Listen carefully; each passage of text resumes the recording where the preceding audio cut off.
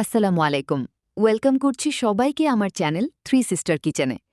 আজকে আমি আপনাদের সাথে ব্রাহ্মণবাড়িয়ার আঞ্চলিক চ্যাপা শুটকির ভর্তা শেয়ার করব। ভর্তাটা দেখতে যতটা লোভনীয় লাগছে, খেতেও ঠিক ততটাই মজা। এখানে আমি পরিমাণ মতো চ্যাপা শুটকি নিয়েছি এবং শুটকিগুলো পানি দিয়ে ভিজিয়ে রাখব ৩-৪ মিনিট। আমি এখানে একটা বাটিতে পরিমাণ মতো শুকনা মরিচ নিয়ে পানিতে ভিজিয়ে রাখব। আমি মরিচগুলো ৪-৫ মিনিট পানিতে ভিজিয়ে রাখব। আর এইদিকে আমি একটা তাওয়াতে একটা আস্ত রসুন এবং ৫টা মিডিয়াম সাইজের পেঁয়াজ হালকা টেলে নিব। টালা রসুন পেঁয়াজ দিয়ে এই ভর্তাটা করলে ভর্তার স্বাদ দ্বিগুণ বেড়ে যায়। এই তো, আমি শুটকিগুলো ৩ মিনিট পানিতে ভিজিয়ে রেখে দিয়েছিলাম।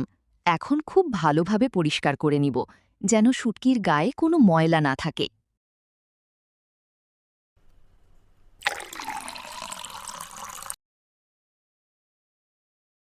এখন শুটকিগুলো একটা তাওয়াতে দিয়ে ভালোভাবে টেলে নিব। শুটকিগুলো টালার সময় এত সুন্দর একটা স্মেল বের হচ্ছিল, মনে হচ্ছিল এখনই খেয়ে ফেলি। এই তো, আমার শুটকিগুলো টালা একদম কমপ্লিট। এখন আমি মরিচগুলো শিলপাটা দিয়ে বেটে নিব।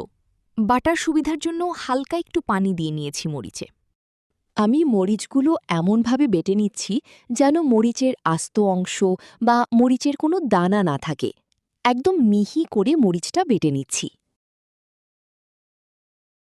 আমি এখন মরিচ আর শুটকি একসাথে দিয়ে বেটে নিব। শুটকিটা এমনভাবে বাটতে হবে যেন শুটকির গায়ের কোনো কাঁটা আস্ত না থাকে। শুটকিটাকে বেটে একদম মিহি করে ফেলতে হবে, না হলে খাওয়ার সময় গলায় কাঁটা লাগবে।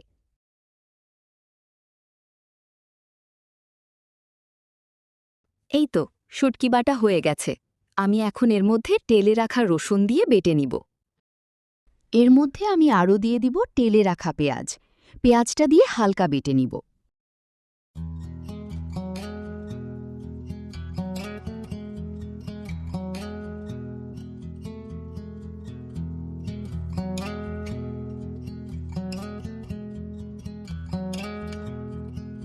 আমি এখানে স্বাদমতো লবণ দিয়ে ভালোভাবে মিক্স করে নিয়েছি।